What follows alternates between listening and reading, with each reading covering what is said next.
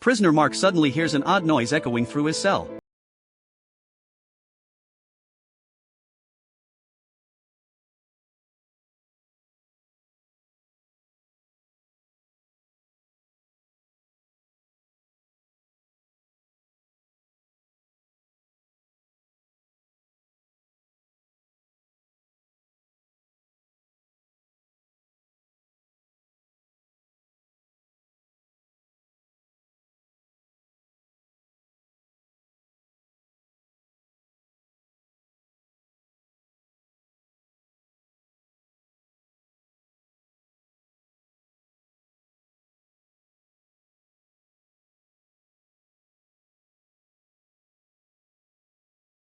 In life, Mark's ears perk up, and he agrees without hesitation. The prison opens its cell windows twice a day, once in the morning for trash collection, once at night for dinner delivery. The rest of the time, they're free to dig undisturbed. The old man cuts off a small lock of his hair, lights it with a stone, and uses it to ignite a homemade candle before crawling into the tunnel to dig. In their downtime, he teaches Mark everything he knows. Their only precaution is to place a tray at the cell window during dinner drop-off. As long as it's there, the guards won't peek inside. Over time, Mark picks up a wealth of knowledge, even learning swordsmanship. As the tunnel deepens, the old man makes a breakthrough one day. Carefully brushing aside the dirt, he finds plant roots mixed in, a sign they're close to the surface. Elated, Mark rushes back to grab better tools, but the tunnel starts showing signs of collapse. He yells for the old man to get out, but it's too late. The old man is buried under falling rocks. Mark digs him out, but the old man's breaths are shallow, his lungs crushed. Knowing his end is near, he reveals a secret to Mark, a treasure map hidden beneath a stone under his books. He urges Mark to find it, do good with it, and then takes his final breath. Before Mark can grieve, footsteps approach. Panicked, he ducks into a corner. A guard delivers dinner but sees no tray.